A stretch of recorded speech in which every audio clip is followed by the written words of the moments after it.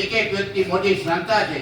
બધા મંચસ્થ મહેમાનો, આ શાળાના આચાર્ય કાસમભાઈ નોડે સાહેબ, અહીંના વિજ્ઞાન શિક્ષક ચિરાગભાઈ રાવત સાહેબ અને વાલા બાળકો, આજે સમગ્ર વિશ્વ જ્યારે વિજ્ઞાનની ઉજવણી કરી રહ્યું છે. આપ સૌ જાણો છો કે આજે ડગલે ને પગલે વિજ્ઞાન વગર કોઈને ચાલે એમ નથી, અને વિજ્ઞાને જ આપણા દેશનો અને વિશ્વનો વિકાસ કર્યો છે.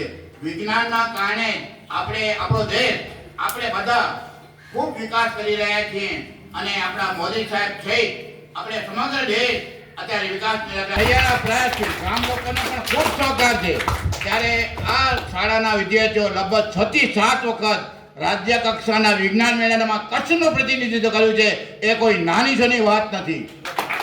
અને અહીંયા ચિરાગભાઈ રાવત સાહેબ લગભગ પોતે વ્યક્તિગત 14 વખત રાજ્યના વિજ્ઞાન મેળામાં ગયા અને સલાયા ગામ, સલાયા સ્કૂલ અને માંડવીનું ગૌરવ વધાર્યું છે. આ સ્કૂલનો સ્ટાફ નોડેભાઈ અને ચિરાગભાઈને ખૂબ સહકાર આપી રહ્યો છે, અને ગામ લોકોનો સહકાર તો ખૂબ જ છે, કારણ કે વિના સાથ નહીં ઉધાર. આ સહકાર ખૂબ સારો રહ્યો છે. મારે આજે અમારી અંધ અપંગ માનવ કલ્યાણ સોસાયટી જે દિવ્યાંગોના વિકાસ માટે, એના કાર્ય માટે છેલ્લા 32 વર્ષથી કાર્યરત છે, એનો આજે 33મો સ્થાપના દિન છે. મારે ત્યાં જવાનું હતું. આજે ખૂબ સુંદર કાર્યક્રમ છે. મારે અહીંયા 2 કલાક રોકાવાનું હતું, પણ આ અમારા સંસ્થાના કાર્યક્રમના કારણે હું રોકાઈ શકું એમ નથી.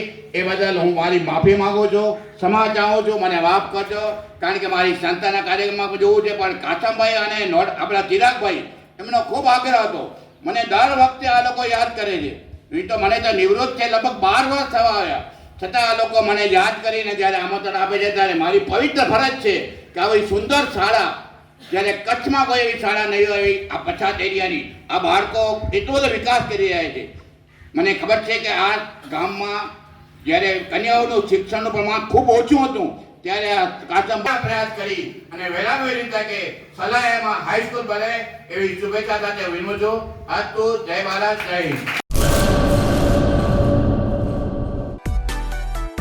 માં motor driving, safe and sure driving. Driving એ શોખ સાથે આપની મોટી જવાબદારી પણ છે. અમારા ઇન્સ્ટ્રક્ટર દ્વારા સચોટ અને સરળ માર્ગદર્શન. આપની રોજની તાલીમની માહિતી મેળવીને શું અધુરાશ છે એના ઉપર પૂરું ફોકસ કરાય છે.